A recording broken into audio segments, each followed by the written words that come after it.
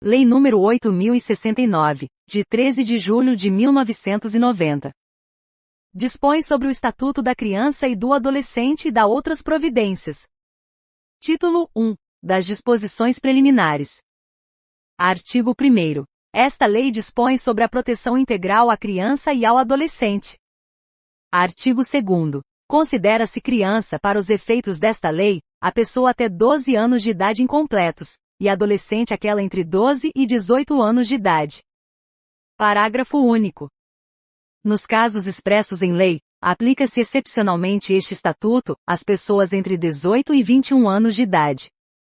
Artigo 3º. A criança e o adolescente gozam de todos os direitos fundamentais inerentes à pessoa humana, sem prejuízo da proteção integral de que trata esta lei, assegurando-se-lhes, por lei ou por outros meios, todas as oportunidades e facilidades, a fim de lhes facultar o desenvolvimento físico, mental, moral, espiritual e social, em condições de liberdade e de dignidade. Parágrafo único. Os direitos enunciados nesta lei aplicam-se a todas as crianças e adolescentes, sem discriminação de nascimento, situação familiar, idade, sexo ou raça, etnia ou cor, religião ou crença, deficiência, condição pessoal de desenvolvimento e aprendizagem, condição econômica, ambiente social, região e local de moradia ou outra condição que diferencie as pessoas, as famílias ou a comunidade em que vivem. Artigo 4º. É dever da família, da comunidade, da sociedade em geral, e do poder público assegurar, com absoluta prioridade, a efetivação dos direitos referentes à vida, à saúde, à alimentação, à educação, ao esporte, ao lazer, à profissionalização, à cultura, à dignidade, ao respeito, à liberdade e à convivência familiar e comunitária. Parágrafo único. A garantia de prioridade compreende: alínea a primazia de receber proteção e socorro em quaisquer circunstâncias. Alínea B precedência de atendimento nos serviços públicos ou de relevância pública. Alínea C preferência na formulação e na execução das políticas sociais públicas. Alínea D destinação privilegiada de recursos públicos nas áreas relacionadas com a proteção à infância e à juventude. Artigo 5º. Nenhuma criança ou adolescente será objeto de qualquer forma de negligência, discriminação, exploração, violência, crueldade e opressão, punido na forma da lei qualquer atentado, por ação ou omissão, aos seus direitos fundamentais. Artigo 6º. Na interpretação desta lei levar-se-ão em conta os fins sociais a que ela se dirige, as exigências do bem comum, os direitos e deveres individuais e coletivos, e a condição peculiar da criança e do adolescente como pessoas em desenvolvimento. Título 2. Dos Direitos Fundamentais. Capítulo 1. Do Direito à Vida e à Saúde. Artigo 7º. A criança e o adolescente têm direito à proteção à vida e à saúde, mediante a efetivação de políticas sociais públicas que permitam o nascimento e o desenvolvimento sadio e harmonioso, em condições dignas de existência.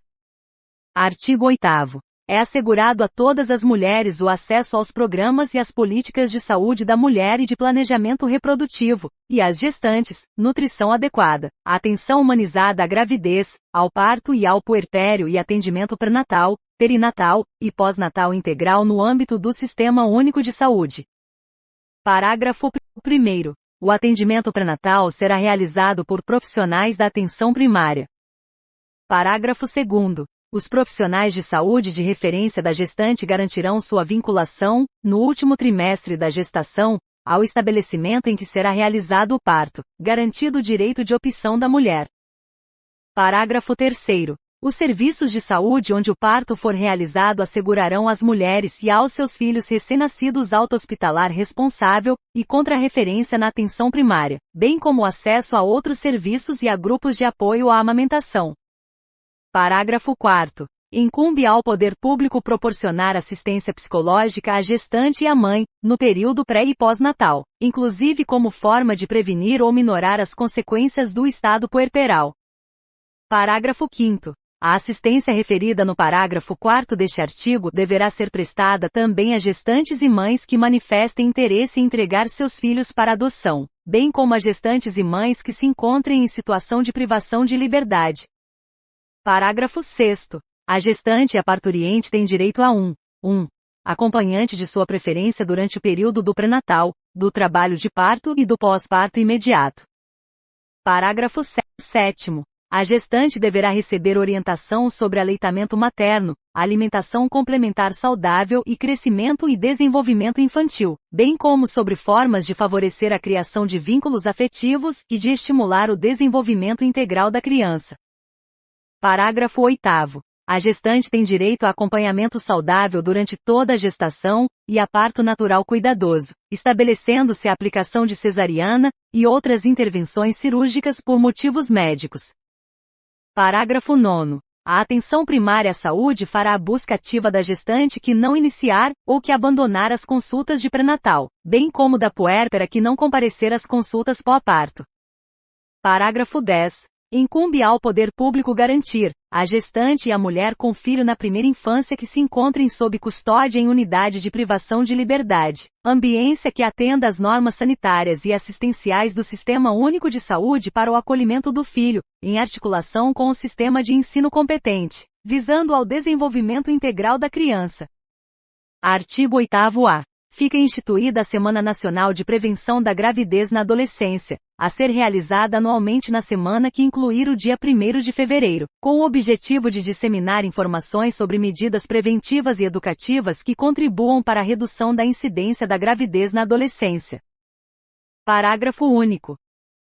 As ações destinadas a efetivar o disposto no caput deste artigo ficarão a cargo do poder público, em conjunto com organizações da sociedade civil, e serão dirigidas prioritariamente ao público adolescente.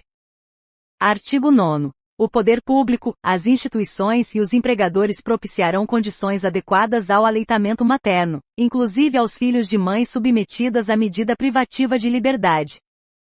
Parágrafo 1º. Os profissionais das unidades primárias de saúde desenvolverão ações sistemáticas, individuais ou coletivas, visando ao planejamento, a implementação e a avaliação de ações de promoção, proteção e apoio ao aleitamento materno e à alimentação complementar saudável, de forma contínua. Parágrafo 2º. Os serviços de unidades de terapia intensiva neonatal deverão dispor de banco de leite humano ou unidade de coleta de leite humano.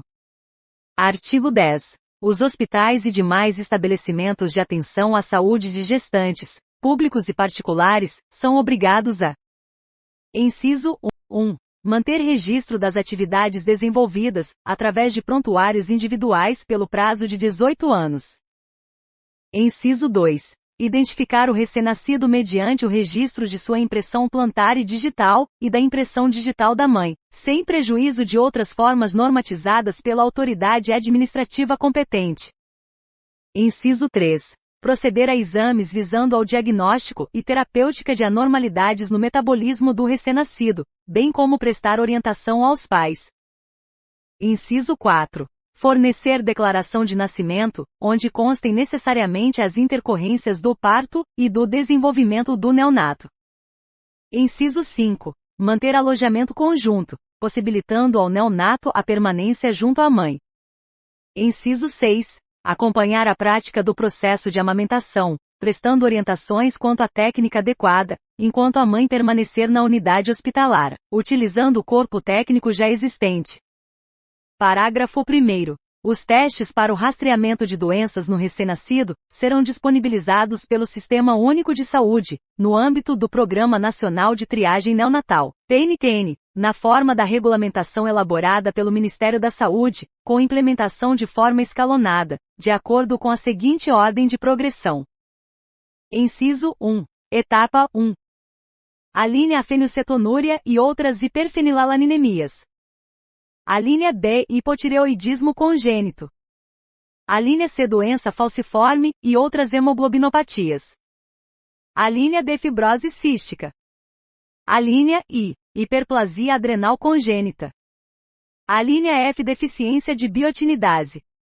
A linha G, toxoplasmose congênita. Inciso 2. Etapa 2. A linha A, galactosemias. A linha B, aminoacidopatias. A linha C, distúrbios do ciclo da ureia. A linha D, distúrbios da beta-oxidação dos ácidos graxos. Inciso 3. Etapa 3. Doenças lisossômicas. Inciso 4. Etapa 4. Imunodeficiências primárias. Inciso 5. Etapa 5. Atrofia muscular espinhal. Parágrafo 2º. A delimitação de doenças a serem rastreadas pelo teste do pezinho, no âmbito do PNTN, será revisada periodicamente, com base em evidências científicas, considerados os benefícios do rastreamento, do diagnóstico e do tratamento precoce, priorizando as doenças com maior prevalência no país, com protocolo de tratamento aprovado, e com tratamento incorporado no Sistema Único de Saúde. Parágrafo 3º. O rol de doenças constante do parágrafo 1º deste artigo, poderá ser expandido pelo poder público com base nos critérios estabelecidos no parágrafo 2º deste artigo. Parágrafo 4º. Durante os atendimentos de pré-natal e de puerpério imediato, os profissionais de saúde devem informar a gestante e os acompanhantes sobre a importância do teste do pezinho e sobre as eventuais diferenças existentes entre as modalidades oferecidas no Sistema Único de Saúde e na rede privada de saúde.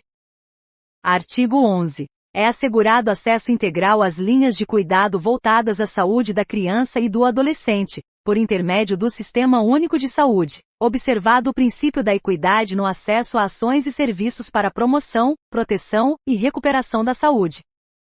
Parágrafo 1º. A criança e o adolescente com deficiência serão atendidos sem discriminação ou segregação, em suas necessidades gerais de saúde e específicas de habilitação e reabilitação. Parágrafo 2º. Incumbe ao poder público fornecer gratuitamente, àqueles que necessitarem medicamentos, órteses, próteses e outras tecnologias assistivas relativas ao tratamento, habilitação ou reabilitação para crianças e adolescentes, de acordo com as linhas de cuidado voltadas às suas necessidades específicas. Parágrafo 3º. Os profissionais que atuam no cuidado diário ou frequente de crianças na primeira infância receberão formação específica e permanente para a detecção de sinais de risco para o desenvolvimento psíquico, bem como para o acompanhamento que se fizer necessário. Artigo 12. Os estabelecimentos de atendimento à saúde, inclusive as unidades neonatais, de terapia intensiva e de cuidados intermediários, deverão proporcionar condições para a permanência em tempo integral de um dos pais ou responsável, nos casos de internação de criança ou adolescente. Artigo 13. Os casos de suspeita ou confirmação de castigo físico, de tratamento cruel ou degradante e de maus-tratos contra criança ou adolescente serão obrigatoriamente comunicados ao Conselho Tutelar da respectiva localidade, sem prejuízo de outras providências legais. Parágrafo 1º. As gestantes ou mães que manifestem interesse em entregar seus filhos para adoção serão obrigatoriamente encaminhadas, sem constrangimento, à Justiça da Infância e da Juventude. Parágrafo 2º. Os serviços de saúde em suas diferentes portas de entrada, os serviços de assistência social em seu componente especializado, o Centro de Referência Especializado de Assistência Social, CREAS, e os demais órgãos do Sistema de Garantia de Direitos da Criança e do Adolescente deverão conferir máxima prioridade ao atendimento das crianças na faixa etária da primeira infância com suspeita ou confirmação de violência de qualquer natureza, formulando projeto terapêutico singular que inclua intervenção em rede, e se necessário, acompanhamento domiciliar. Artigo 14. O Sistema Único de Saúde promoverá programas de assistência médica e odontológica para a prevenção das enfermidades que ordinariamente afetam a população infantil, e campanhas de educação sanitária para pais, educadores e alunos. Parágrafo 1º. É obrigatória a vacinação das crianças nos casos recomendados pelas autoridades sanitárias. Parágrafo 2º. O Sistema Único de Saúde promoverá a atenção à saúde bucal das crianças e das gestantes, de forma transversal, integral e intersetorial com as demais linhas de cuidado direcionadas à mulher e à criança. Parágrafo 3º. A atenção odontológica à criança terá função educativa protetiva, e será prestada, inicialmente, antes de o bebê nascer, por meio de aconselhamento pré-natal, e, posteriormente, no 6º e no 12º anos de vida, com orientações sobre saúde bucal. Parágrafo 4º. A criança com necessidade de cuidados odontológicos especiais será atendida pelo Sistema Único de Saúde. Parágrafo 5º. É obrigatória a aplicação a todas as crianças, nos seus primeiros 18 meses de vida, de protocolo ou outro instrumento construído com a finalidade de facilitar a detecção, em consulta pediátrica de acompanhamento da criança, de risco para o seu desenvolvimento psíquico. Capítulo 2. Do direito à liberdade, ao respeito e à dignidade. Artigo 15. A criança e o adolescente têm direito à liberdade, ao respeito e à dignidade como pessoas humanas em processo de desenvolvimento, e como sujeitos de direitos civis, humanos e sociais garantidos na Constituição e nas leis. Artigo 16. O direito à liberdade compreende os seguintes aspectos. Inciso 1. Ir, vir e estar nos logradouros públicos e espaços comunitários, ressalvadas as restrições legais. Inciso 2. Opinião e expressão. Inciso 3. Crença e culto religioso. Inciso 4. Brincar, praticar esportes e divertir-se. Inciso 5. Participar da vida familiar e comunitária, sem discriminação. Inciso 6. Participar da vida política, na forma da lei. Inciso 7. Buscar refúgio, auxílio e orientação.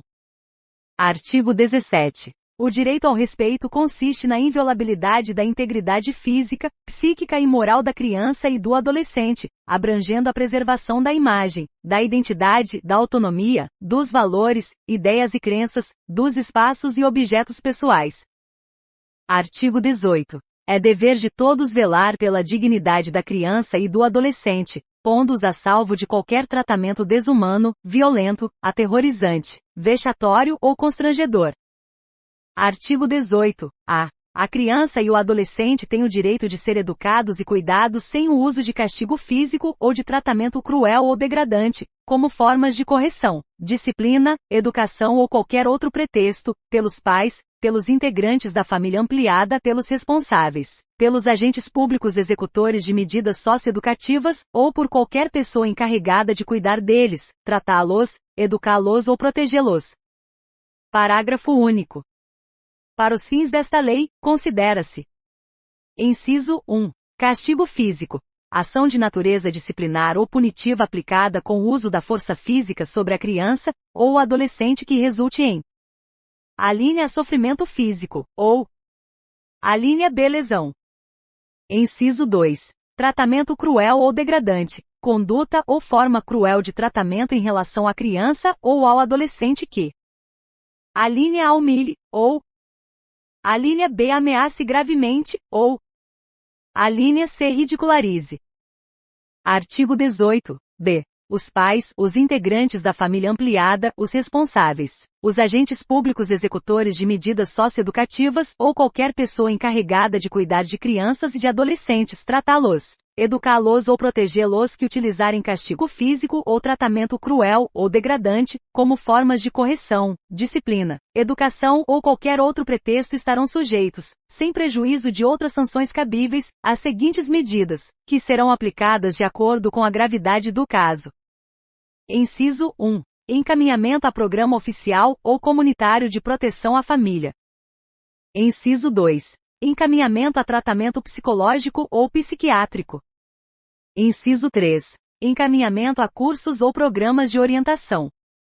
Inciso 4. Obrigação de encaminhar a criança a tratamento especializado. Inciso 5. Advertência. Inciso 6. Garantia de tratamento de saúde especializado à vítima. Parágrafo único. As medidas previstas neste artigo serão aplicadas pelo Conselho Tutelar, sem prejuízo de outras providências legais. Capítulo 3. Do direito à convivência familiar e comunitária. Seção 1. Disposições gerais. Artigo 19. É direito da criança e do adolescente ser criado e educado no seio de sua família, e excepcionalmente em família substituta, assegurada a convivência familiar e comunitária, em ambiente que garanta seu desenvolvimento integral. Parágrafo 1º. Toda criança ou adolescente que estiver inserido em programa de acolhimento familiar ou institucional, terá sua situação reavaliada, no máximo, a cada 3 meses, devendo a autoridade judiciária competente, com base em relatório elaborado por equipe interprofissional ou multidisciplinar. Decidir de forma fundamentada pela possibilidade de reintegração familiar, ou pela colocação em família substituta, em quaisquer das modalidades previstas no artigo 28 desta lei. Parágrafo 2º. A permanência da criança e do adolescente em programa de acolhimento institucional não se prolongará por mais de 18 meses, salvo comprovada necessidade que atenda ao seu superior interesse, devidamente fundamentada pela autoridade judiciária. Parágrafo 3º. A manutenção ou a reintegração de criança ou adolescente à sua família terá preferência em relação a qualquer outra providência, caso em que será esta incluída em serviços e programas de proteção, apoio e promoção, nos termos do parágrafo 1º do artigo 23, dos incisos 1 e 4 do caput do artigo 101, e dos incisos 1 a 4 do caput do artigo 129 desta lei. Parágrafo 4º. Será garantida a convivência da criança e do adolescente com a mãe, ou o pai privado de liberdade, por meio de visitas periódicas promovidas pelo responsável ou, nas hipóteses de acolhimento institucional, pela entidade responsável, independentemente de autorização judicial. Parágrafo 5º. Será garantida a convivência integral da criança com a mãe adolescente que estiver em acolhimento institucional. Parágrafo 6º. A mãe adolescente será assistida por equipe especializada multidisciplinar. Artigo 19-A. A gestante ou mãe que manifeste interesse em entregar seu filho para adoção, antes ou logo após o nascimento, será encaminhada à Justiça da Infância e da Juventude. Parágrafo 1º. A gestante ou mãe será ouvida pela equipe interprofissional da Justiça da Infância e da Juventude, que apresentará relatório à autoridade judiciária, considerando inclusive os eventuais efeitos do estado gestacional e puerperal. Parágrafo 2º. De posse do relatório, a autoridade judiciária poderá determinar o encaminhamento da gestante ou mãe, mediante sua expressa concordância, à rede pública de saúde e assistência social para atendimento especializado. Parágrafo 3º. A busca à família extensa, conforme definida nos termos do parágrafo único do artigo 25 desta lei, respeitará o prazo máximo de 90 dias, prorrogável por igual período. Parágrafo 4º. Na hipótese de não haver a indicação do genitor, e de não existir outro representante da família extensa apto a receber a guarda, a autoridade judiciária competente deverá decretar a extinção do poder familiar, e determinar a colocação da criança sob a guarda provisória de quem estiver habilitado a adotá-la ou de entidade que desenvolva programa de acolhimento familiar ou institucional. Parágrafo 5º. Após o nascimento da criança, à vontade da mãe ou de ambos os genitores, se houver pai registral ou pai indicado, deve ser manifestada na audiência a que se refere o parágrafo 1º do artigo 166 desta lei, garantido sigilo sobre a entrega. Parágrafo 6º. Na hipótese de não comparecerem à audiência nem o genitor nem representante da família extensa para confirmar a intenção de exercer o poder familiar ou a guarda, a autoridade judiciária suspenderá o poder familiar da mãe, e a criança será colocada sob a guarda provisória de quem esteja habilitado a adotá-la. Parágrafo 7º. Os detentores da guarda possuem o prazo de 15 dias para propor a ação de adoção, contado do dia seguinte à data do término do estágio de convivência. Parágrafo 8º. Na hipótese de desistência pelos genitores, manifestada em audiência ou perante a equipe interprofissional, da entrega da criança após o nascimento, a criança será mantida com os genitores, e será determinado pela Justiça da Infância e da Juventude o acompanhamento familiar pelo prazo de 180 dias. Parágrafo 9º. É garantido à mãe o direito ao sigilo sobre o nascimento, respeitado o disposto no artigo 48 desta lei. Parágrafo 10. Serão cadastrados para adoção recém-nascidos e crianças acolhidas não procuradas por suas famílias no prazo de 30 dias, contado a partir do dia do acolhimento. Artigo 19-B. A criança e o adolescente em programa de acolhimento institucional ou familiar poderão participar de programa de apadrinhamento. Parágrafo 1º. O apadrinhamento consiste em estabelecer e proporcionar à criança e ao adolescente vínculos externos à instituição para fins de convivência familiar e comunitária, e, Colaboração com o seu desenvolvimento nos aspectos social, moral, físico, cognitivo, educacional e financeiro. Parágrafo 2º. Segundo, podem ser padrinhos ou madrinhas pessoas maiores de 18 anos não inscritas nos cadastros de adoção, desde que cumpram os requisitos exigidos pelo programa de apadrinhamento de que fazem parte. Parágrafo 3º. Pessoas jurídicas podem apadrinhar criança ou adolescente a fim de colaborar para o seu desenvolvimento. Parágrafo 4º. O perfil da criança ou do adolescente a ser apadrinhado será definido no âmbito de cada programa de apadrinhamento, com prioridade para crianças ou adolescentes com remota possibilidade de reinserção familiar ou colocação em família adotiva. Parágrafo 5º. Os programas ou serviços de apadrinhamento apoiados pela Justiça da Infância e da Juventude poderão ser executados por órgãos públicos ou por organizações da sociedade civil. Parágrafo 6º. Se ocorrer violação das regras de apadrinhamento, os responsáveis pelo programa e pelos serviços de acolhimento deverão imediatamente notificar a autoridade judiciária competente. Artigo 20. Os filhos, havidos ou não da relação do casamento, ou por adoção, terão os mesmos direitos e qualificações, proibidas quaisquer designações discriminatórias relativas à filiação. Artigo 21. O poder familiar será exercido, em igualdade de condições, pelo pai e pela mãe, na forma do que dispuser a legislação civil, assegurado a qualquer deles o direito de, em caso de discordância, recorrer à autoridade judiciária competente para a solução da divergência. Artigo 22. Aos pais incumbe o dever de sustento, guarda e educação dos filhos menores, cabendo-lhes ainda, no interesse destes, a obrigação de cumprir e fazer cumprir as determinações judiciais. Parágrafo único. A mãe e o pai, ou os responsáveis, têm direitos iguais e deveres e responsabilidades compartilhados no cuidado e na educação da criança, devendo ser resguardado o direito de transmissão familiar de suas crenças e culturas, assegurados os direitos da criança estabelecidos nesta lei. Artigo 23. A falta ou a carência de recursos materiais não constitui motivo suficiente para a perda ou a suspensão do poder familiar. Parágrafo 1º. Não existindo outro motivo que por si só autorize a decretação da medida, a criança ou o adolescente será mantido em sua família de origem, a qual deverá obrigatoriamente ser incluída em serviços e programas oficiais de proteção, apoio e promoção. Parágrafo 2º. A condenação criminal do pai ou da mãe não implicará a destituição do poder familiar, exceto na hipótese de condenação por crime doloso sujeito à pena de reclusão contra outrem igualmente titular do mesmo poder familiar ou contra filho, filha ou outro descendente. Artigo 24. A perda e a suspensão do poder familiar serão decretadas judicialmente, em procedimento contraditório, nos casos previstos na legislação civil, bem como na hipótese de descumprimento injustificado dos deveres e obrigações a que alude o artigo 22. Seção 2. Da família natural. Artigo 25.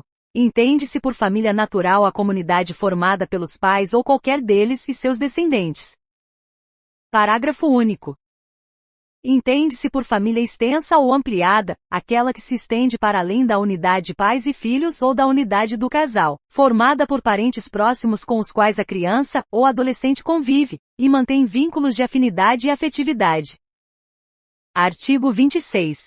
Os filhos havidos fora do casamento poderão ser reconhecidos pelos pais, conjunta ou separadamente, no próprio termo de nascimento por testamento, mediante escritura ou outro documento público, qualquer que seja a origem da filiação. Parágrafo único. O reconhecimento pode preceder o nascimento do filho, ou suceder-lhe ao falecimento, se deixar descendentes. Artigo 27.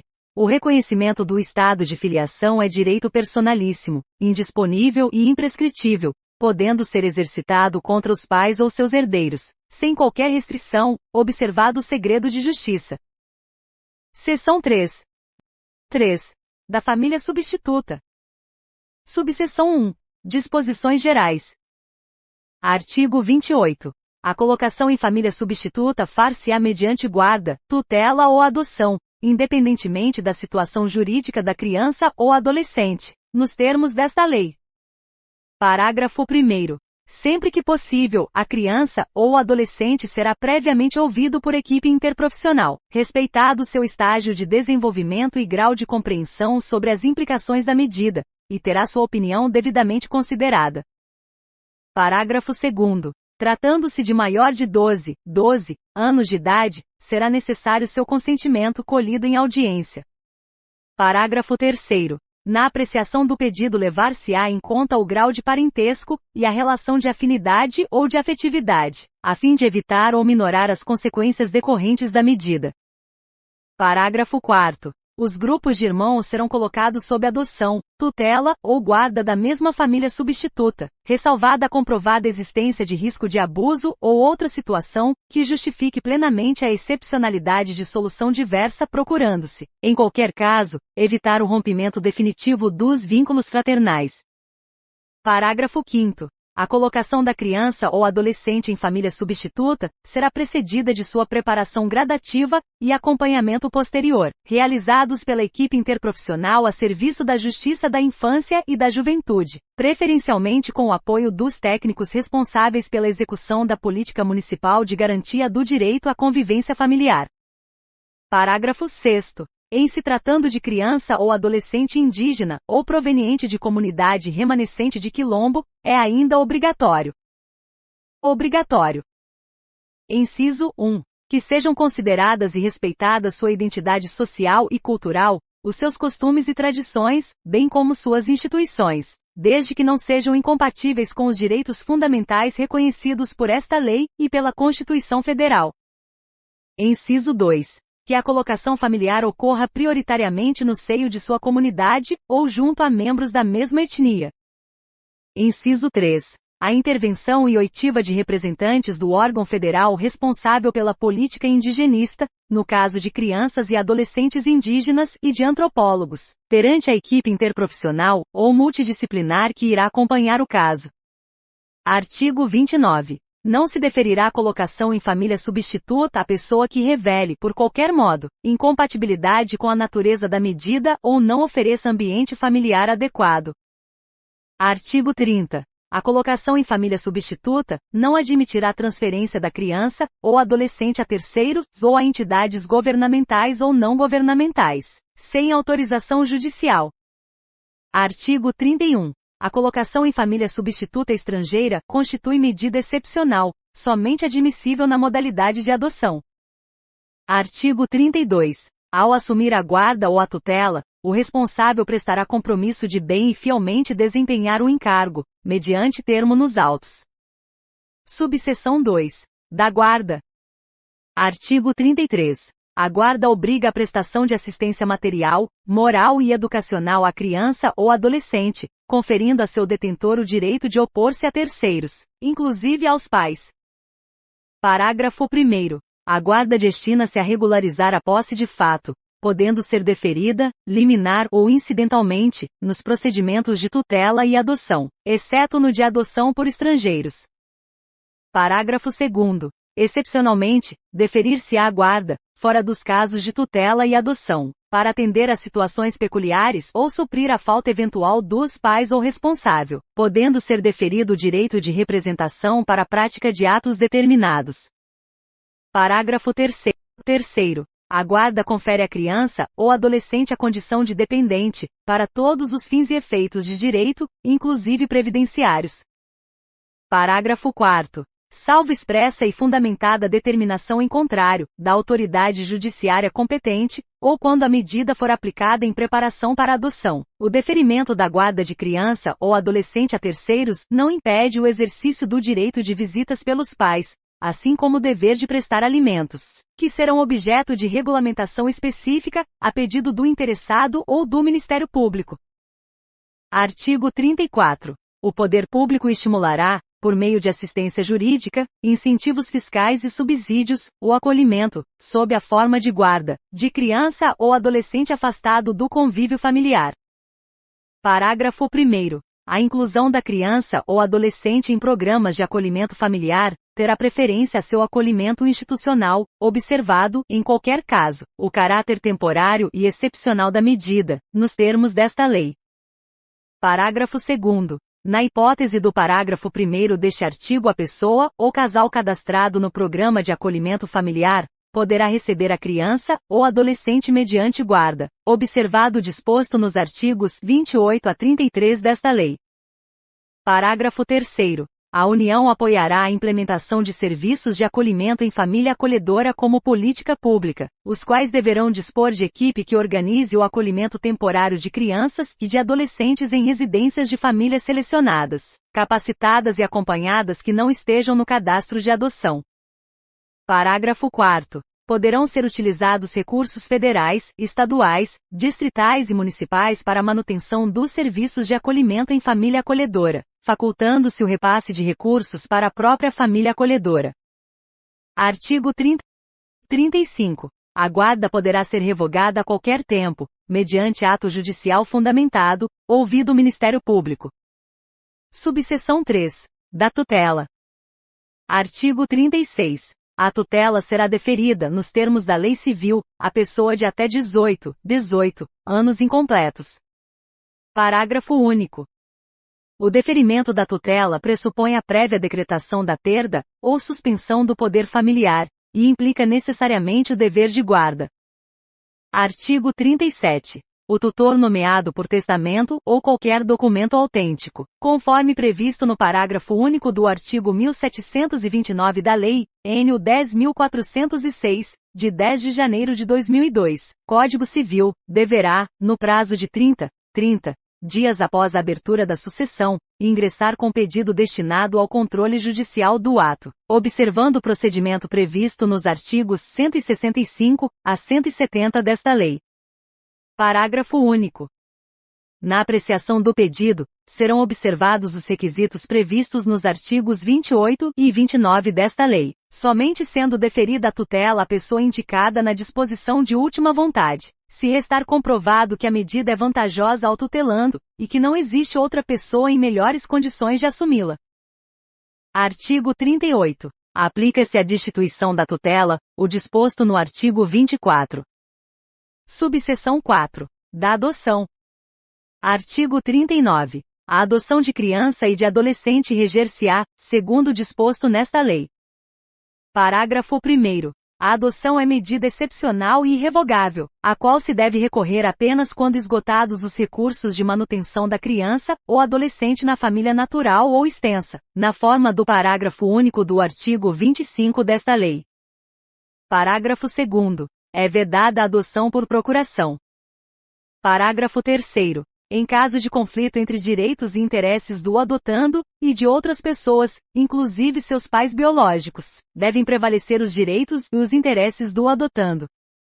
Artigo 40. O adotando deve contar com, no máximo, 18 anos à data do pedido, salvo se já estiver sob a guarda ou tutela dos adotantes. Artigo 41. A adoção atribui a condição de filho ao adotado, com os mesmos direitos e deveres, inclusive sucessórios, desligando-o de qualquer vínculo com pais e parentes, salvo os impedimentos matrimoniais. Parágrafo 1º. Se um dos cônjuges ou concubinos adota o filho do outro, mantém-se os vínculos de filiação entre o adotado, e o cônjuge ou concubino do adotante, e os respectivos parentes.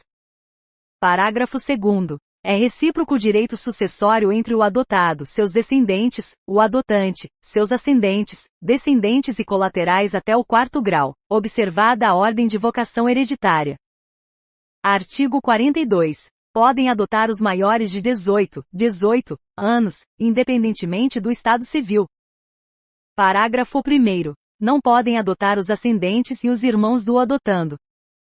Parágrafo 2º. Para adoção conjunta, é indispensável que os adotantes sejam casados civilmente ou mantenham união estável, comprovada a estabilidade da família.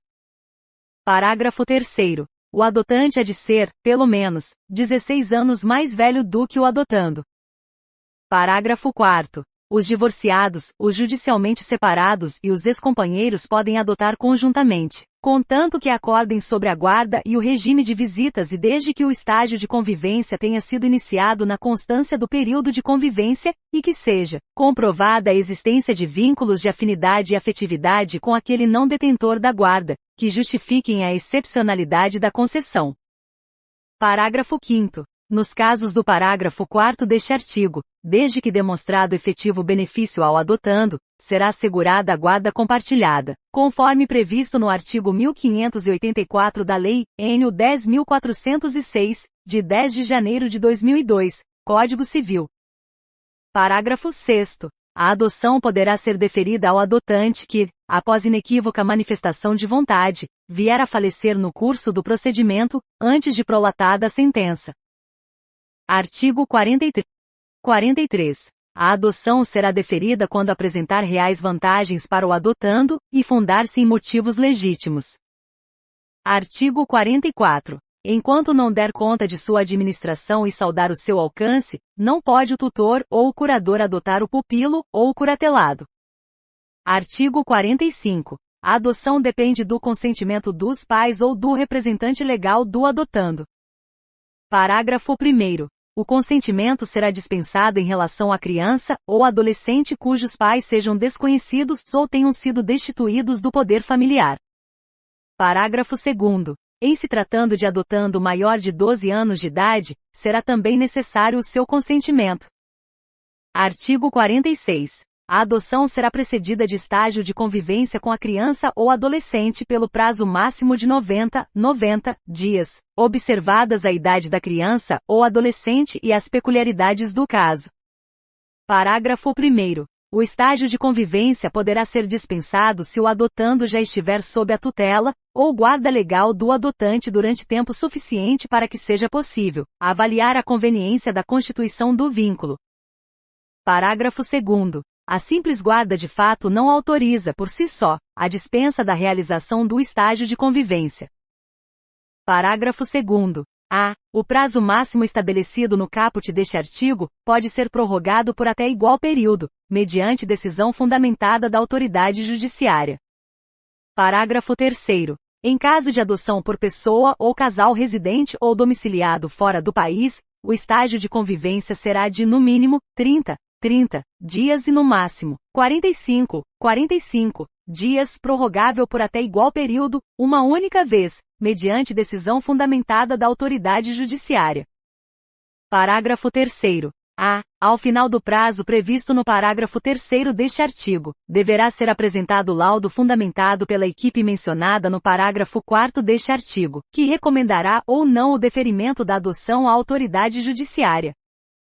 Parágrafo 4º. O estágio de convivência será acompanhado pela equipe interprofissional a serviço da Justiça da Infância e da Juventude, preferencialmente com apoio dos técnicos responsáveis pela execução da política de garantia do direito à convivência familiar, que apresentarão relatório minucioso acerca da conveniência do deferimento da medida. Parágrafo 5º. O estágio de convivência será cumprido no território nacional, preferencialmente na comarca de residência da criança ou adolescente, ou, a critério do juiz, em cidade limítrofe, respeitada em qualquer hipótese, a competência do juízo da comarca de residência da criança. Artigo 47. O vínculo da adoção constitui-se por sentença judicial, que será inscrita no registro civil mediante mandado do qual não se fornecerá certidão. Parágrafo 1º. A inscrição consignará o nome dos adotantes como pais, bem como o nome de seus ascendentes. Parágrafo 2º. O mandado judicial que será arquivado cancelará o registro original do adotado. Parágrafo 3º. A pedido do adotante, o novo registro poderá ser lavrado no cartório do Registro Civil do município de sua residência. Parágrafo 4º. Nenhuma observação sobre a origem do ato poderá constar nas certidões do registro. Parágrafo 5º. A sentença conferirá ao adotado o nome do adotante, e a pedido de qualquer deles, poderá determinar a modificação do prenome. Parágrafo 6º. Caso a modificação de prenome seja requerida pelo adotante, é obrigatória a oitiva do adotando, observado o disposto nos parágrafos 1º e 2º do artigo 28 desta lei. Parágrafo 7º. A adoção produz seus efeitos a partir do trânsito em julgado da sentença constitutiva, exceto na hipótese prevista no parágrafo 6º do artigo 42 desta lei, caso em que terá força retroativa à data do óbito. Parágrafo 8º. O processo relativo à adoção, assim como outros a ele relacionados, serão mantidos em arquivo, admitindo-se seu armazenamento em microfilme, ou por outros meios, garantida sua conservação para consulta a qualquer tempo. Parágrafo 9º. Terão prioridade de tramitação os processos de adoção em que o adotando for criança, ou adolescente com deficiência, ou com doença crônica. Parágrafo 10. O prazo máximo para a conclusão da ação de adoção será de 120 dias, prorrogável uma única vez por igual período, mediante decisão fundamentada da autoridade judiciária. Artigo 48. O adotado tem direito de conhecer sua origem biológica, bem como de obter acesso irrestrito ao processo no qual a medida foi aplicada, e seus eventuais incidentes, após completar 18 anos. Parágrafo único. O acesso ao processo de adoção poderá ser também deferido ao adotado menor de 18 anos, a seu pedido, assegurada orientação e assistência jurídica e psicológica. Artigo 49. A morte dos adotantes não restabelece o poder familiar dos pais naturais. Artigo 50. A autoridade judiciária manterá, em cada comarca ou foro regional, um registro de crianças e adolescentes em condições de serem adotados e outros de pessoas interessadas na adoção. Parágrafo 1º. O deferimento da inscrição dar-se-á após prévia consulta aos órgãos técnicos do juizado, ouvido o Ministério Público. Parágrafo 2º. Não será deferida a inscrição se o interessado não satisfizer os requisitos legais, ou verificada qualquer das hipóteses previstas no artigo 29. Parágrafo 3º. A inscrição de postulantes à adoção será precedida de um período de preparação psicossocial e jurídica, orientado pela equipe técnica da Justiça da Infância e da Juventude, preferencialmente com apoio dos técnicos responsáveis pela execução da Política Municipal de Garantia do Direito à Convivência Familiar. Parágrafo 4º. Sempre que possível e recomendável, a preparação referida no parágrafo 3º deste artigo incluirá o contato com crianças e adolescentes em acolhimento familiar ou institucional, em condições de serem adotados, a ser realizado sob a orientação, supervisão e avaliação da equipe técnica da Justiça da Infância e da Juventude, com apoio dos técnicos responsáveis pelo programa de acolhimento e pela execução da Política Municipal de Garantia do Direito à Convivência Familiar. Parágrafo 5º. Serão criados e implementados cadastros estaduais e nacional de crianças e adolescentes em condições de serem adotados de pessoas ou casais habilitados à adoção. Parágrafo 6º. Haverá cadastros distintos para pessoas ou casais residentes fora do país, que somente serão consultados na inexistência de postulantes nacionais habilitados nos cadastros mencionados no parágrafo 5º deste artigo. Parágrafo 7º. As autoridades estaduais e federais em matéria de adoção terão acesso integral aos cadastros, incumbindo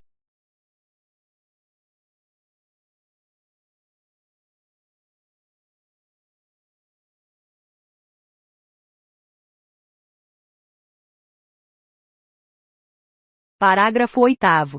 A autoridade judiciária providenciará no prazo de 48 horas, a inscrição das crianças e adolescentes em condições de serem adotados que não tiveram colocação familiar na comarca de origem, e das pessoas ou casais que tiveram deferida sua habilitação à adoção nos cadastros estadual e nacional referidos no parágrafo 5º deste artigo, sob pena de responsabilidade.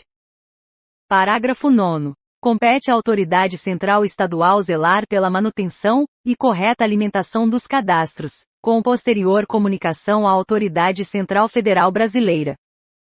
Parágrafo 10. Consultados os cadastros e verificada a ausência de pretendentes habilitados residentes no país, com perfil compatível e interesse manifesto pela adoção de criança ou adolescente inscrito nos cadastros existentes, será realizado o encaminhamento da criança ou adolescente à adoção internacional.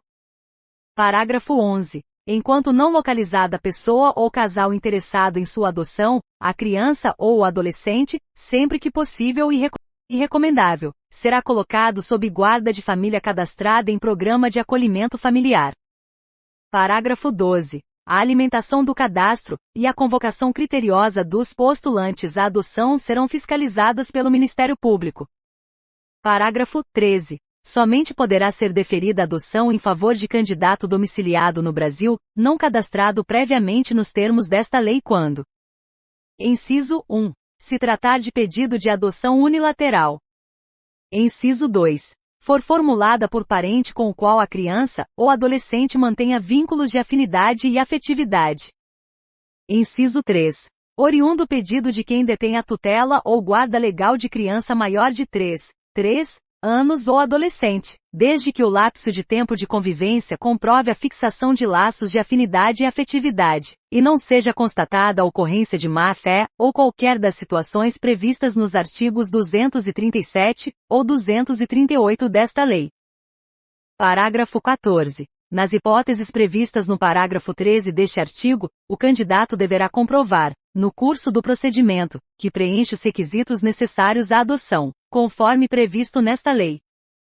Parágrafo 15. Será assegurada prioridade no cadastro a pessoas interessadas em adotar criança ou adolescente com deficiência, com doença crônica ou com necessidades específicas de saúde, além de grupo de irmãos. Artigo 51. Considera-se adoção internacional aquela na qual o pretendente possui residência habitual em país parte da Convenção de Haia, de 29 de maio de 1993, relativa à proteção das crianças e à cooperação em matéria de adoção internacional, promulgada pelo Decreto nº 3087, de 21 de junho de 1999, e deseja adotar criança em outro país parte da Convenção. Parágrafo 1º. A adoção internacional de criança ou adolescente brasileiro ou domiciliado no Brasil somente terá lugar quando restar comprovado. Inciso 1. Que a colocação em família adotiva é a solução adequada ao caso concreto. Inciso 2.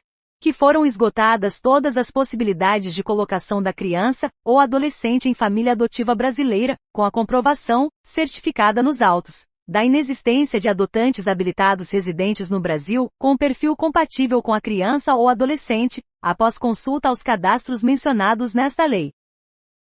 Inciso 3. Que, em se tratando de adoção de adolescente, este foi consultado por meios adequados ao seu estágio de desenvolvimento, e que se encontra preparado para a medida, mediante parecer elaborado por equipe interprofissional, observado o disposto nos parágrafos 1º e 2º do artigo 28 desta lei. Parágrafo 2º. Os brasileiros residentes no exterior terão preferência aos estrangeiros, nos casos de adoção internacional de criança ou adolescente brasileiro. Parágrafo 3º. A adoção internacional pressupõe a intervenção das autoridades centrais estaduais e federal em matéria de adoção internacional. Parágrafo 4º. Revogado. Artigo 52. A adoção internacional observará o procedimento previsto nos artigos 165 a 170 desta lei, com as seguintes adaptações. Inciso 1. A pessoa ou casal estrangeiro, interessado em adotar criança ou adolescente brasileiro, deverá formular pedido de habilitação à adoção perante a autoridade central em matéria de adoção internacional no país de acolhida, assim entendido aquele onde está situada sua residência habitual. Inciso 2. Se a autoridade central do país de acolhida considerar que os solicitantes estão habilitados e aptos para adotar, emitirá um relatório que contém informações sobre a identidade, a capacidade jurídica e adequação dos solicitantes para adotar, sua situação pessoal, familiar e médica, seu meio social, os motivos que os animam e sua aptidão para assumir uma adoção internacional. Inciso 3. A autoridade central do país de acolhida enviará o relatório à autoridade central estadual, com cópia para a autoridade central federal brasileira. Inciso 4. O relatório será instruído com toda a documentação necessária, incluindo estudo psicossocial elaborado por equipe interprofissional habilitada, e cópia autenticada da legislação pertinente, acompanhada da respectiva prova de vigência. Inciso 5. Os documentos em língua estrangeira serão devidamente autenticados pela autoridade consular, observados os tratados e convenções internacionais, e acompanhados da respectiva tradução, por tradutor público juramentado. Inciso 6. A autoridade central estadual poderá fazer exigências e solicitar complementação sobre o estudo psicossocial do postulante estrangeiro à adoção, já realizado no país de acolhida. Inciso 7. Verificada após estudo realizado pela autoridade central estadual, a compatibilidade da legislação estrangeira com a nacional, além do preenchimento por parte dos postulantes à medida dos requisitos objetivos e subjetivos necessários ao seu deferimento, tanto à luz do que dispõe esta lei como da legislação do país de acolhida, será expedido o laudo de habilitação à adoção internacional que terá validade por, no máximo, um ano. Inciso 8. De posse do laudo de habilitação, o interessado será autorizado a formalizar pedido de adoção perante o juízo da infância e da juventude do local em que se encontra a criança ou adolescente, conforme indicação efetuada pela autoridade central estadual. Parágrafo 1º. Se a legislação do país de acolhida assim o autorizar, admite-se que os pedidos de habilitação à adoção internacional sejam intermediados por organismos credenciados. Parágrafo 2º. Incumbe à Autoridade Central Federal Brasileira o credenciamento de organismos nacionais e estrangeiros encarregados de intermediar pedidos de habilitação à adoção internacional, com posterior comunicação às autoridades centrais estaduais, publicação nos órgãos oficiais de imprensa e em sítio próprio da internet. Parágrafo 3º. Somente será admissível o credenciamento de organismos que: Inciso 1. Sejam oriundos de países que ratificaram a Convenção de Haia, e estejam devidamente credenciados pela autoridade central do país onde estiverem sediados e no país de acolhida do adotando para atuar em adoção internacional no Brasil. Inciso 2. Satisfizerem as condições de integridade moral, competência profissional, experiência e responsabilidade exigidas pelos países respectivos e pela Autoridade Central Federal Brasileira. Inciso 3. Forem qualificados por seus padrões éticos e sua formação e experiência para atuar na área de adoção internacional. Inciso 4. Cumprirem os requisitos exigidos pelo ordenamento jurídico brasileiro e pelas normas estabelecidas pela Autoridade Central Federal Brasileira. Parágrafo 4º. Os organismos credenciados deverão ainda: Inciso 1. Perseguir unicamente fins não lucrativos, nas condições e dentro dos limites fixados pelas autoridades competentes do país onde estiverem sediados, do país de acolhida e pela Autoridade Central Federal Brasileira. Inciso 2. Ser dirigidos e administrados por pessoas qualificadas e de reconhecida idoneidade moral, com comprovada formação ou experiência para atuar na área de adoção internacional, cadastradas pelo Departamento de Polícia Federal e aprovadas pela Autoridade Central Federal Brasileira, mediante publicação de portaria do órgão federal competente. Inciso 3. Estar submetidos à supervisão das autoridades competentes do país onde estiverem sediados e no país de acolhida, inclusive quanto à sua composição, funcionamento e situação financeira. Inciso 4. Apresentar à Autoridade Central Federal Brasileira, a cada ano, relatório geral das atividades desenvolvidas, bem como relatório de acompanhamento das adoções internacionais efetuadas no período, cuja cópia será encaminhada ao Departamento de Polícia Federal. Inciso 5. Enviar relatório pós-adotivo semestral para a Autoridade Central Estadual, com cópia para a Autoridade Central Federal Brasileira, pelo período mínimo de 2 anos. O envio do relatório será mantido até a juntada de cópia autenticada do Registro Civil, estabelecendo a cidadania do país de acolhida para o adotado. Inciso 6. Tomar as medidas necessárias para garantir que os adotantes encaminhem à Autoridade Central Federal Brasileira cópia da certidão de registro de nascimento estrangeira, e do certificado de nacionalidade tão logo lhes sejam concedidos. Parágrafo 5º. A não apresentação dos relatórios referidos no parágrafo 4º deste artigo pelo organismo credenciado, poderá acarretar a suspensão de seu credenciamento. Parágrafo 6º. O credenciamento de organismo nacional, ou estrangeiro encarregado de intermediar pedidos de adoção internacional, terá validade de 2 anos. Parágrafo 7º. A renovação do credenciamento poderá ser concedida mediante requerimento protocolado na Autoridade Central Federal Brasileira nos 60 dias anteriores ao término do respectivo prazo de validade.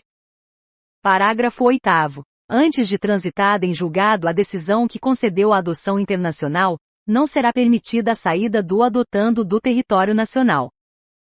Parágrafo 9º. Transitada em julgado a decisão, a autoridade judiciária determinará a expedição de alvará com autorização de viagem, bem como para a obtenção de passaporte, constando, obrigatoriamente, as características da criança ou adolescente adotado, como idade, cor, sexo, eventuais sinais ou traços peculiares, assim como foto recente e a posição da impressão digital do seu polegar direito, instruindo o documento com cópia autenticada da decisão e certidão de trânsito em julgado. Parágrafo 10. A Autoridade Central Federal Brasileira poderá, a qualquer momento, solicitar informações sobre a situação das crianças e adolescentes adotados. Parágrafo 11. A cobrança de valores por parte dos organismos credenciados, que sejam considerados abusivos pela Autoridade Central Federal Brasileira, e que não estejam devidamente comprovados, é causa de seu descredenciamento.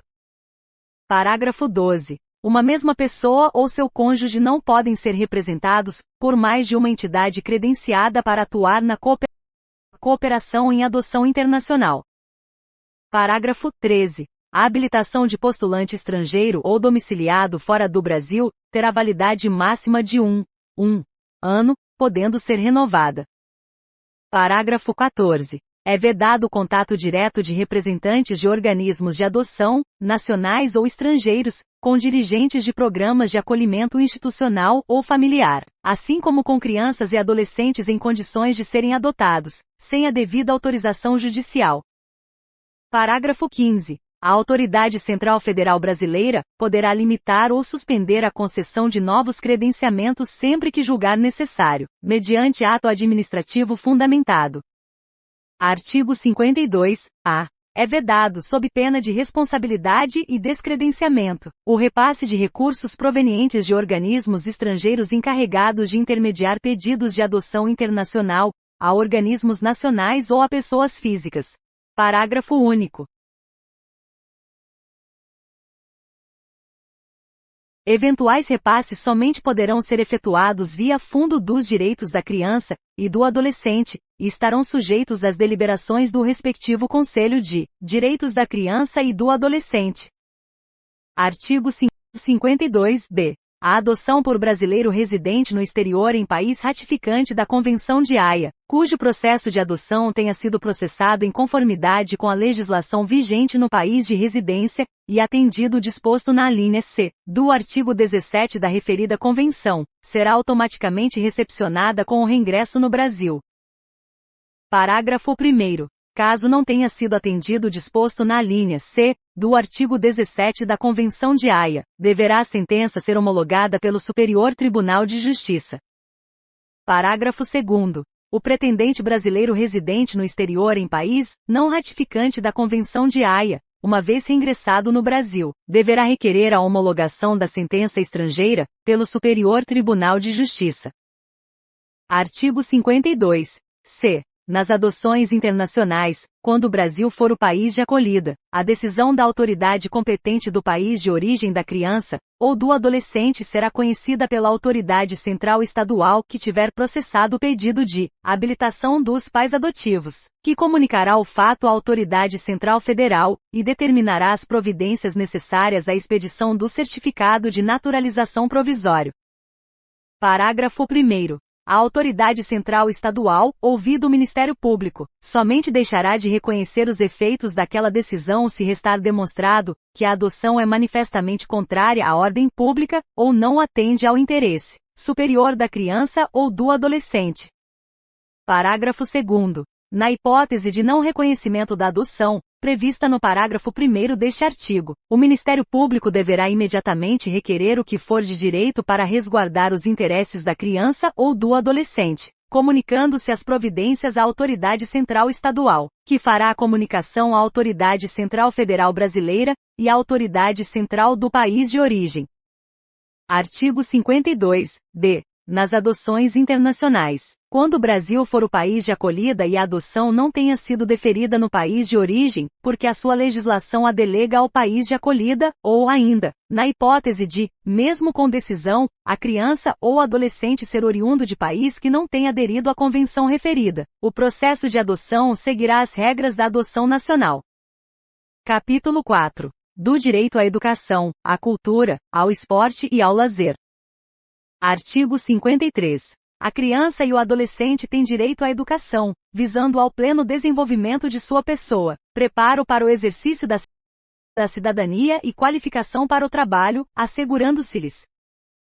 Inciso 1. Igualdade de condições para o acesso e permanência na escola. Inciso 2. Direito de ser respeitado por seus educadores. Inciso 3. Direito de contestar critérios avaliativos, podendo recorrer às instâncias escolares superiores. Inciso 4. Direito de organização e participação em entidades estudantis. Inciso 5. Acesso à escola pública e gratuita, próxima de sua residência, garantindo-se vagas no mesmo estabelecimento, a irmãos que frequentem a mesma etapa ou ciclo de ensino da educação básica. Parágrafo único. É direito dos pais ou responsáveis ter ciência do processo pedagógico, bem como participar da definição das propostas educacionais. Artigo 53-A. É dever da instituição de ensino, clubes e agremiações recreativas, e de estabelecimentos congêneres assegurar medidas de conscientização, prevenção e enfrentamento ao uso ou dependência de drogas ilícitas. Artigo 54. É dever do Estado assegurar à criança e ao adolescente. Inciso 1. Ensino fundamental, obrigatório e gratuito, inclusive para os que a ele não tiveram acesso.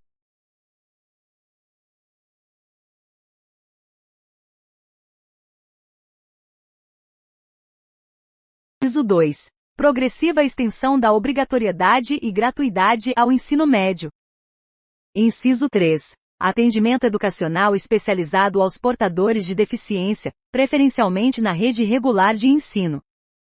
Inciso 4. Atendimento em creche e pré-escola às crianças de 0 a 5 anos de idade. Inciso 5. Acesso aos níveis mais elevados do ensino, da pesquisa e da criação artística, segundo a capacidade de cada um.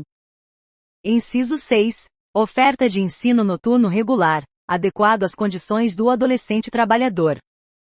Inciso 7. Atendimento no ensino fundamental, através de programas suplementares de material didático escolar, transporte, alimentação e assistência à saúde.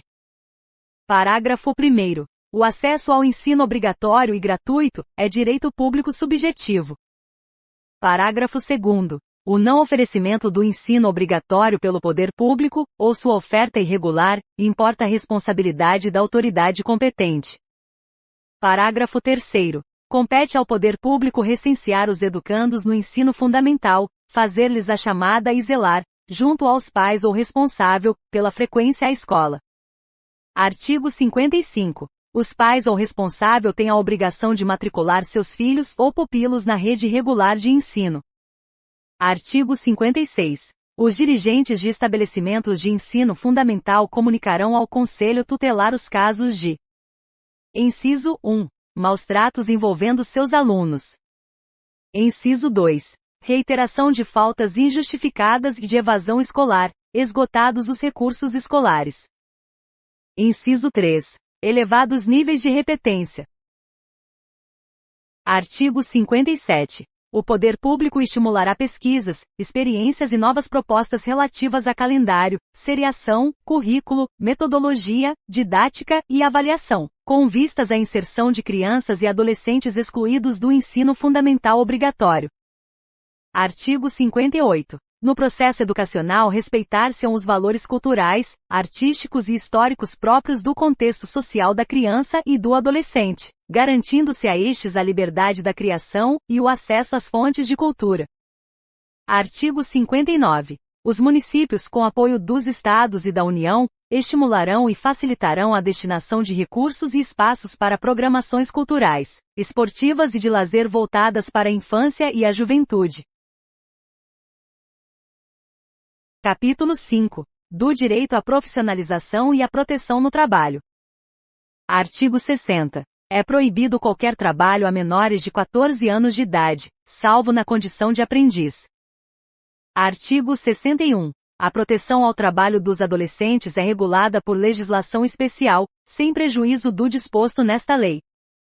Artigo 62. Considera-se aprendizagem a formação técnico-profissional ministrada segundo as diretrizes e bases da legislação de educação em vigor. Artigo 63. A formação técnico-profissional obedecerá aos seguintes princípios.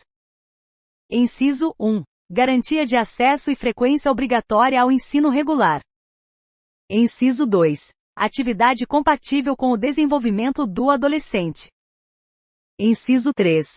Horário especial para o exercício das atividades. Artigo 64. Ao adolescente até 14 anos de idade, é assegurada bolsa de aprendizagem. Artigo 65. Ao adolescente aprendiz, maior de 14 anos, são assegurados os direitos trabalhistas e previdenciários. Artigo 66. Ao adolescente portador de deficiência, é assegurado trabalho protegido. Artigo 67. Ao adolescente empregado, aprendiz, em regime familiar de trabalho, aluno de escola técnica, assistido em entidade governamental ou não governamental, é vedado trabalho. Inciso 1. Noturno, realizado entre as 22 horas de um dia e as 5 horas do dia seguinte. Inciso 2. Perigoso, insalubre ou penoso. Inciso 3. Realizado em locais prejudiciais à sua formação e ao seu desenvolvimento físico, psíquico, moral e social. Inciso 4. Realizado em horários e locais que não permitam a frequência à escola. Artigo 68. O programa social que tenha por base o trabalho educativo, sob responsabilidade de entidade governamental ou não governamental sem fins lucrativos, deverá assegurar ao adolescente que dele participe condições de capacitação para o exercício de atividade regular remunerada. Parágrafo 1º. Entende-se por trabalho educativo a atividade laboral em que as exigências pedagógicas relativas ao desenvolvimento pessoal e social do educando prevalecem sobre o aspecto produtivo. Parágrafo 2º. A remuneração que o adolescente recebe pelo trabalho efetuado, ou a participação na venda dos produtos de seu trabalho, não desfigura o caráter educativo. Artigo 69. O adolescente tem direito à profissionalização e à proteção no trabalho, observados os seguintes aspectos, entre outros. Inciso 1. Respeito à condição peculiar de pessoa em desenvolvimento. Inciso 2. Capacitação profissional adequada ao mercado de trabalho. Título 4. Das medidas pertinentes aos pais ou responsável. Artigo 129. São medidas aplicáveis aos pais ou responsável. Inciso 1. Encaminhamento a serviços e programas oficiais ou comunitários de proteção, apoio e promoção da família. Inciso 2. Inclusão em programa oficial ou comunitário de auxílio, orientação e tratamento a alcoólatras e toxicomanos. Inciso 3. Encaminhamento a tratamento psicológico ou psiquiátrico. Inciso 4. Encaminhamento a cursos ou programas de orientação. Inciso 5. Obrigação de matricular o filho ou pupilo e acompanhar sua frequência e aproveitamento escolar. Inciso 6. Obrigação de encaminhar a criança ou adolescente a tratamento especializado. Inciso 7. Advertência. Inciso 8. Perda da guarda. Inciso 9. Destituição da tutela. Inciso 10. Suspensão ou destituição do poder familiar. Parágrafo único. Na aplicação das medidas previstas nos incisos 9 e 10 deste artigo, observar-se-á o disposto nos artigos 23 e 24. Artigo 130. Verificada a hipótese de maus-tratos, opressão ou abuso sexual impostos pelos pais ou responsável, a autoridade judiciária poderá determinar, como medida cautelar, o afastamento do agressor da moradia comum. Parágrafo único. Da medida cautelar constará, ainda, a fixação provisória dos alimentos de que necessitem a criança ou adolescente dependentes do agressor. Título 5. Do Conselho Tutelar. Capítulo 1. Disposições Gerais. Artigo 131. O Conselho Tutelar é órgão permanente autônomo, não jurisdicional, encarregado pela sociedade de zelar pelo cumprimento dos direitos da criança e do adolescente, definidos nesta lei. Artigo 132. Em cada município e em cada região administrativa do Distrito Federal, haverá no mínimo um Conselho Tutelar como órgão integrante da administração pública local, composto de 5 membros, escolhidos pela população local para mandato de 4 anos, permitida recondução por novos processos de escolha. Artigo 133. Para a candidatura a membro do Conselho Tutelar, serão exigidos os seguintes requisitos. Inciso 1. Reconhecida idoneidade moral. Inciso 2. Idade superior a 21 anos. Inciso 3. Residir no município. Artigo 134. Lei municipal ou distrital disporá sobre o local, dia e horário de funcionamento do Conselho Tutelar, inclusive quanto à remuneração dos respectivos membros, aos quais é assegurado o direito a. Inciso 1. Cobertura previdenciária. Inciso 2. Gozo de férias anuais remuneradas, acrescidas de 1/3, do valor da remuneração mensal. Inciso 3. Licença maternidade. Inciso 4. Licença paternidade. Inciso 5. Gratificação natalina. Parágrafo único. Constará da Lei Orçamentária Municipal, e da do Distrito Federal previsão dos recursos necessários ao funcionamento do Conselho Tutelar, e à remuneração e formação continuada dos conselheiros tutelares.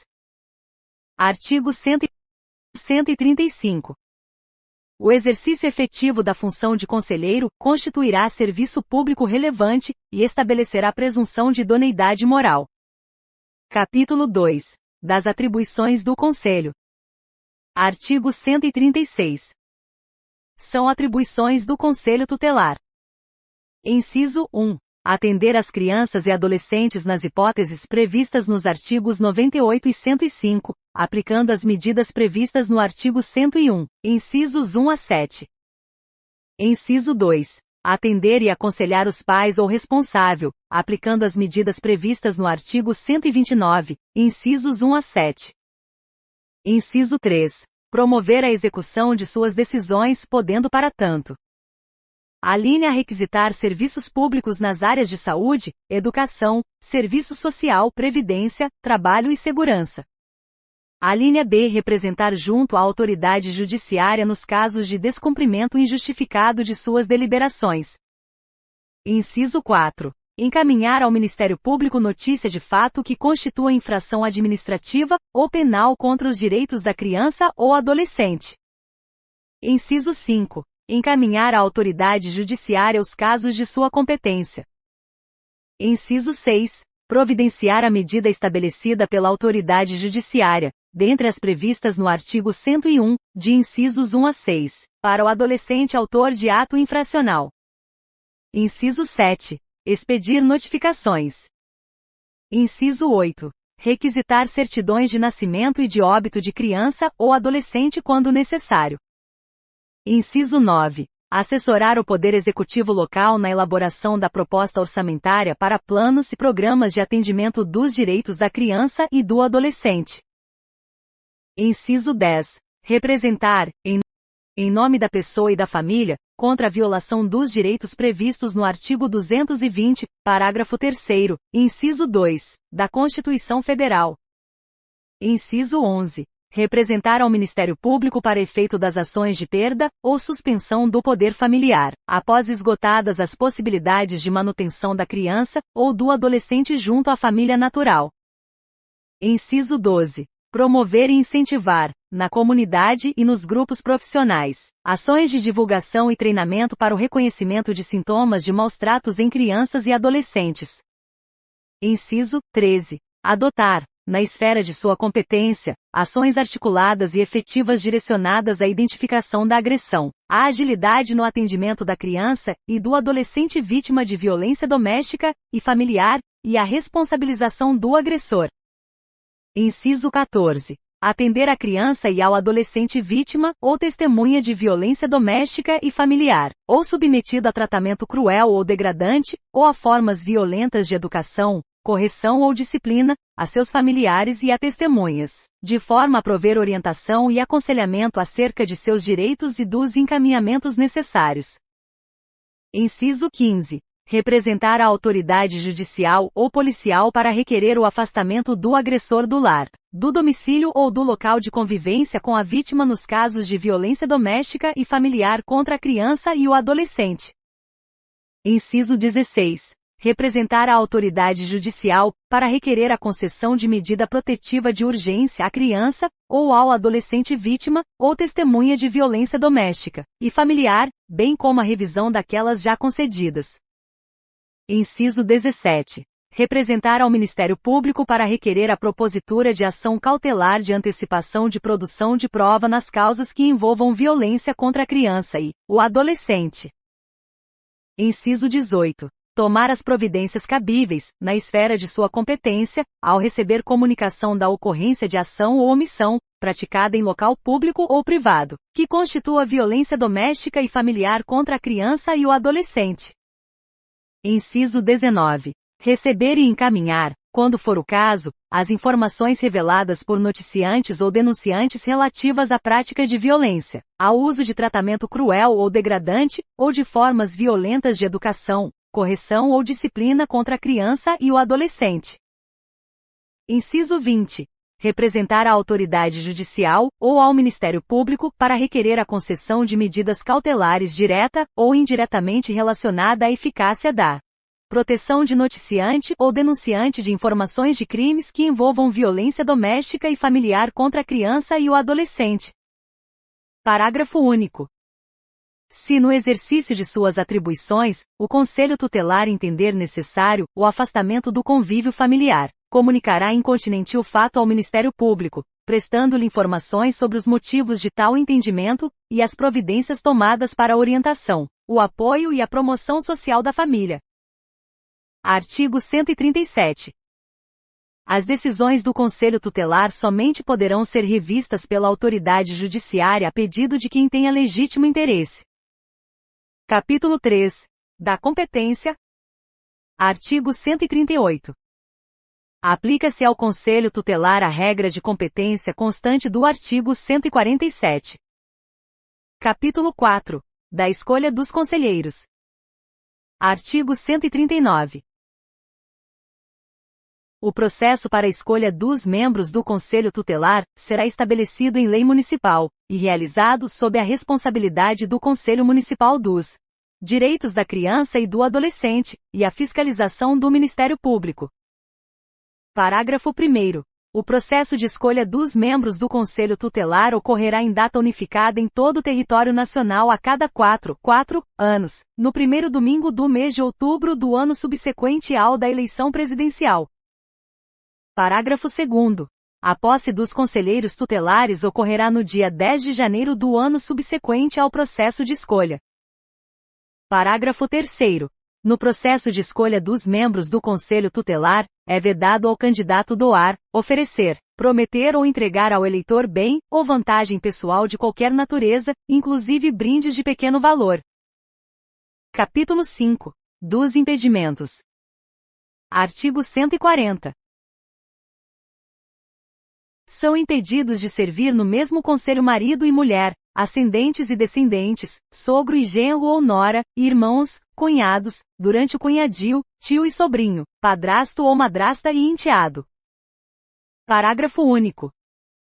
Estende-se o impedimento do conselheiro, na forma deste artigo, em relação à autoridade judiciária e ao representante do Ministério Público com atuação na Justiça da Infância e da Juventude, em exercício na comarca, foro regional ou distrital.